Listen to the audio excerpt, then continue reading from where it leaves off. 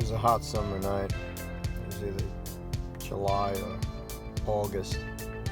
And I think back in the day we all had probably one, if you were lucky, 2 rooms in a house that had air conditioning. So it was sometimes a lot cooler to just go outside and just walk around and feel the hot breeze as opposed to just sitting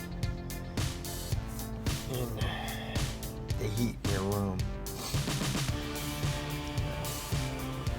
A lot of us in the neighborhood, we would go into Seaview late at night and we'd go walk around or hang out inside the abandoned buildings. They were always cold or colder. You could climb up the stairs and make it to the attic, climb up a ladder, and then you'd be on top of the roof where you'd look at the stars. There was a little bit more wind up there than it was on the ground.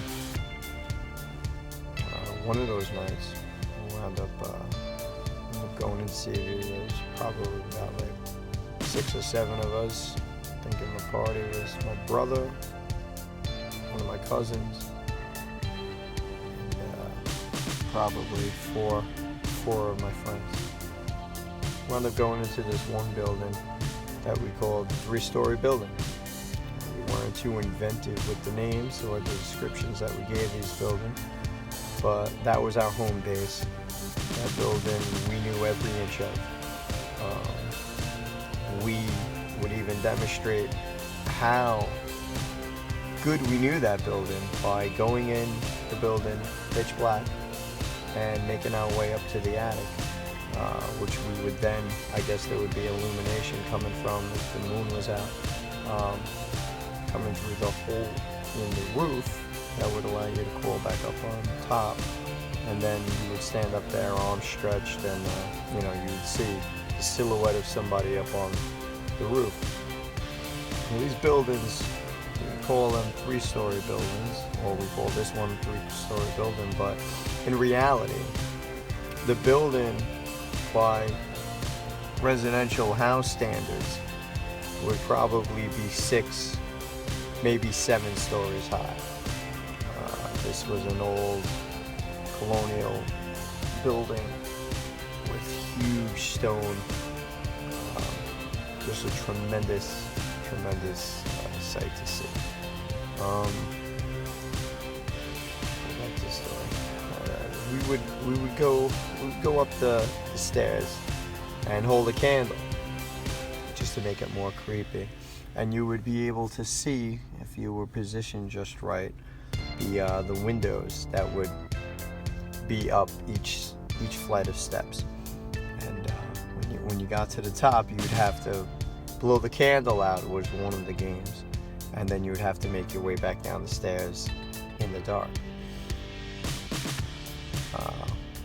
We would all play this game and have a lot of fun doing it, and it was creepy, and then you would always get somebody that would go around the back of the building to creep the hell out of somebody, because now you're walking down the building in the dark and now you're hearing movement, and that would just scare probably the crap out of anybody.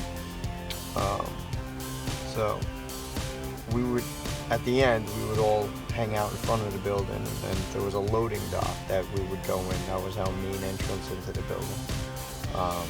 We'd walk in there, we'd walk through like a little vestibule, and then it would open up to a hallway where you could go either left or right.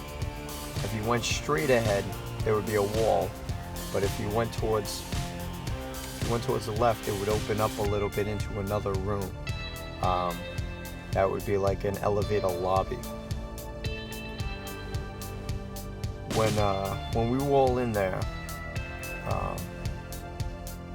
and there was maybe 6 or 7, 5 or 6 or 7 of us. Everybody was hanging out, and we'd break out the flashlights, and everybody was sitting in a big circle. And we started in that room before we started playing the game, and everybody's flashing the flashlights around the walls or whatever, just messing around. And you could see that there was nothing anywhere in that room at all.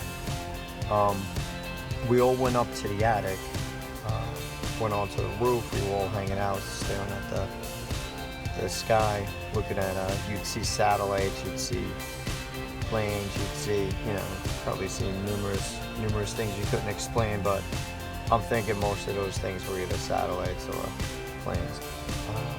So we wound up coming back down all together as a group, and we're back in that, that lobby, I guess if you want to call it an elevator lobby. I remember we just got down there. We were down there maybe 30 seconds, and flashlights are out. We're flashing them around the walls and stuff. And one of the flashlight beams goes past bottom section of the wall where the floor would join the wall, and there was a Hammer-Hatchet just sitting there. Now, the Hammer-Hatchet was not there.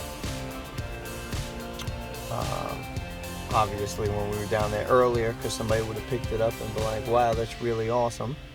Probably would have took it home.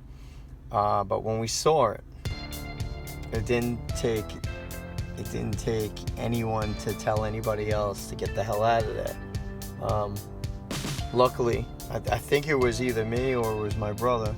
We grabbed it, just for an extra weapon, and we promptly ran the hell out of the woods. And that was the story of the 3-story building and the Hammer-Hatchet.